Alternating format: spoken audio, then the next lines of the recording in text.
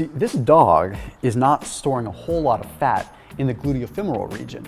So maybe that means that there is more of a risk of cardiometabolic issues.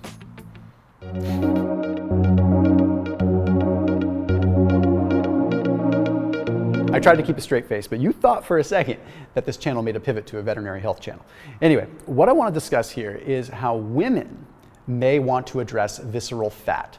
Okay, so with women, believe it or not, they may be more at risk for visceral fat deposits. Now, we don't know for sure, but there's some interesting sort of genetics that we can look at, and I'll talk about that in just a second. Okay, but in general, I want to cover one thing that's very important, okay, because I talked about gluteofemoral fat, and women do tend to store more fat in the glutes and the femoral region, so in the hips and thighs.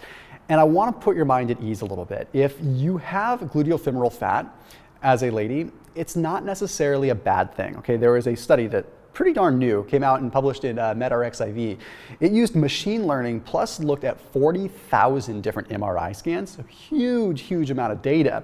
And they found that gluteofemoral fat around the hips, actually had a protective effect in terms of like diabetes, cardiometabolic risk. We don't necessarily know why yet, okay? But it seems like genetically women store more there, and for whatever reason, gluteofemoral fat seemed to be healthier. Okay. Subcutaneous fat was kind of neutral, but then the big one that's the topic of discussion today, visceral fat. Okay, visceral fat was the only one out of all the studies that seemed to have a risk when it came down to cardiometabolic effects. So we know that visceral fat is not good. But why is this specifically about women? Well, there's a study that was published in the journal PLOS1 Genetics, and this is what was intriguing, okay? Because they were trying to find what genes might be associated with visceral fat. We know lifestyle factors like stress. We know that, eating lots of bad food. We know eating a lot of food in general. We know not exercising. We know that these are lifestyle factors that affect visceral fat. But what if someone is more predisposed, right? Well, this demonstrated that there is a particular gene mutation. Now, I'm not suggesting that you go out and get a genetic test to figure out if you have this mutation or not, but it's interesting. The gene is THNSL2, and a mutation of this gene affected women. And there was a correlation with the mutation in this gene and very high levels of visceral fat. This did not occur in men. Okay, again, not suggesting you go out and get tested, but it could mean that at a genetic level, like women might be more at risk for developing visceral fat, even though we tend to see men with distended pot bellies more. With women, maybe you have a pot belly, but it's underneath subcutaneous fat that you're storing and you're just not noticing it and you think it's all subcutaneous. So you really should pay attention to that. But how can we address this? Like, what can women do specifically? Well, it doesn't come down necessarily to specifics that women do. You still adopt a lot of the same things that men would do. One of the things to note is that women tend to utilize fat better through catecholamine responses. What that means is that women seem to respond better with higher intensity work, believe it or not. See, a lot of times people say, oh, women should do lower intensity cardio, or women should do lower intensity exercise and this and that. Believe it or not, from a fat utilization standpoint, a lot of the evidence points to women being able to handle higher intensity activity slightly better than men. Okay, so when there is a catecholamine response, that means you have an increase in adrenaline and epinephrine and things like that. Women more efficiently utilize fat in those circumstances. So let me give you a couple other examples of those circumstances in which you have elevated adrenaline, epinephrine, norepinephrine. Okay, high intensity interval training. Okay, higher intensity cardio to begin with, not necessarily intervals, but just pushing it at 60, 70, 80% of your max heart rate for like 20 minutes. Okay, intermittent fasting, where you're actually triggering a shock to the body.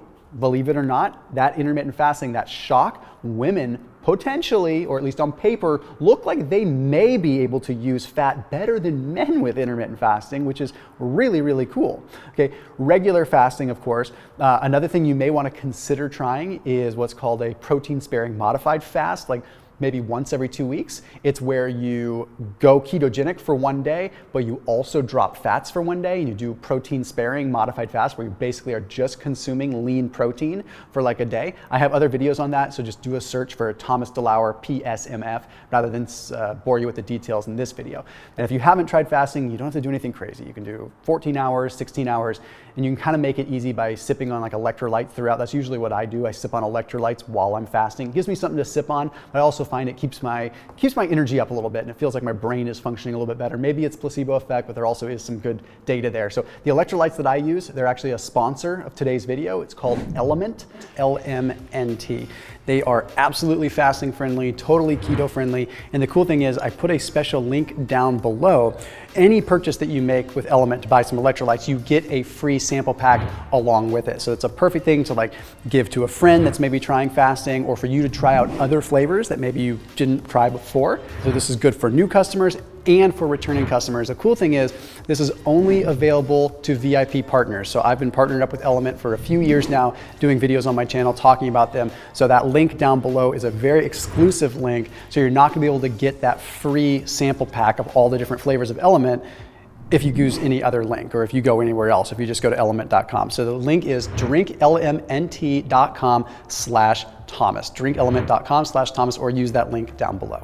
There's a study that was published in the journal Translational Research in Complementary and Alternative Medicine that took a look at a very low carb diet. Now this was men and women. In this case, 31 men and 22 women.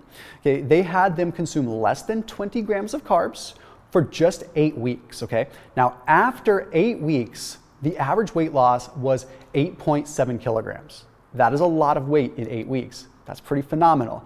Okay, they also had an improvement in insulin resistance score, so less insulin resistance, but here's what really matters in this context. There was a 30% decrease of visceral fat mass, and that was measured by MRI. That's not looking at some like blood metric. That's actually looking at a physical image of the fat tissue and what had decreased. Okay, so we know that that is very, very effective. Now, with women, are there specific foods that you can eat or different things like that? Not necessarily foods that you can eat, but there's foods that you can avoid, okay? So for example, trans fats, things that are coming from peanut butter that has partially hydrogenated oils in it. Always look at the label for partially hydrogenated X oil, soybean oil, sunflower, whatever's partially hydrogenated is a trans fat, okay? So be very careful with that. There was a study that took a look at rhesus monkeys that demonstrated that when they had high amounts of trans fats coming in this particular case, like 8% of their diet was coming from trans fats, which sounds like a lot, but it's very possible. Okay, they ended up having a much higher level of visceral fat after a number of years. So like it's cumulative buildup. Okay, so we can kind of be careful there. Another thing that you can pay attention to is eating a diverse amount of foods. Diversity matters for your gut microbiome, and there are links there that a lower diversity of your gut microbiome seems to correlate with higher levels of visceral fat. So what women can do, I would suggest that you go and you eat a bunch of different vegetables and that you pay attention to that. But what I would really suggest is no matter what, that you're eating diversity in your foods. Whether you're doing keto, fasting, paleo, get diversity. Don't eat the same thing over and over, because we want to just expand that network of microbes in our gut. We want to have as many and as diverse of a gut profile as we possibly can. Another thing that you can do is, instead of focusing on just like trying to tone your upper body and tone your arms when you go to the gym, do lots of lower body movements. Okay, lower body movements are going to be bigger metabolic drivers. Okay, it's going to trigger more fatty acid utilization. It's going to reduce that overall fat mass, and as a percentage of that, going to likely reduce visceral fat as well. So with all of this, I'm just going to recap really quick.